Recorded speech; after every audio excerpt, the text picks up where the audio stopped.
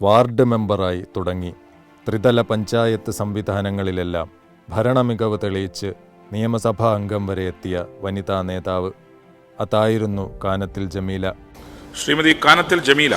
Sir, നമുക്കറിയാലോ, ഈ പോലീസുകാരുടെ സ്ഥിതി ഏതു നേരവും നമ്മൾ കുറ്റപ്പെടുത്തുകയും ആക്രമിക്കുകയും ചെയ്യുന്ന രീതിയിലേക്ക് പോകുമ്പോൾ നമുക്കറിയാലോ, കോവിഡിന്റെ ഒരു കാലമുണ്ടായിരുന്നു സർ. പൊരിയുന്ന വെയിലത്തും കാവൽ നിൽക്കുന്ന രീതിയിലേക്കാണ് സർ ജനങ്ങളെ കാക്കുവാൻ വേണ്ടിയിട്ട് ആ രീതിയിൽ നമ്മുടെ ആഭ്യന്തര വകുപ്പും അതേപോലെ തന്നെ ആരോഗ്യ വകുപ്പും ചുമതലപ്പെടുത്തിയതുപോലെ ജനങ്ങളെ സംരക്ഷിക്കുവാൻ വേണ്ടിയിട്ട് പോലീസുകാരുണ്ടായിരുന്നു സർ. നേരത്തെ ഉള്ളതിനേക്കാളും ഈ കാലങ്ങളിൽ ഗവൺമെന്റ് വലിയ രീതിയിൽ ഇടപെട്ടുകൊണ്ട് വിമുക്തി പോലെയുള്ള അതേപോലെയുള്ള ഒട്ടനവധി കാര്യങ്ങൾ ഇന്നുണ്ട് എന്നുള്ളതാണ്.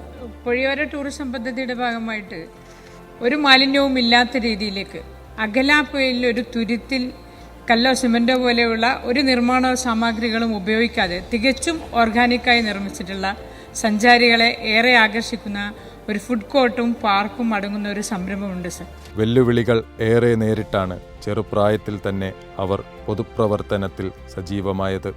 2021 നിയമസഭാ തെരഞ്ഞെടുപ്പിൽ കൊയിലാണ്ടിയിൽ നിന്ന് ആദ്യമായി നിയമസഭയിലേക്ക്. മലബാറിൽ നിന്നുള്ള മുസ്ലിം വിഭാഗത്തിലെ ആദ്യ വനിതാ MLA ആയിരുന്നു ജമീല.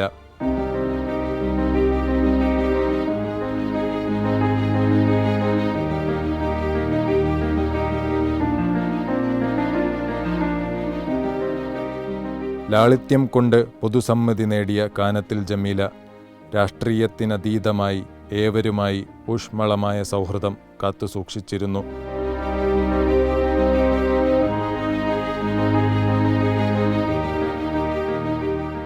കാനത്തിൽ ജമീലയുടെ അപ്രതീക്ഷിത വിയോഗത്തിലൂടെ 3 പതിറ്റാണ്ട് നീണ്ട രാഷ്ട്രീയ ജീവിതത്തിനാണ് വിരാമമായത്.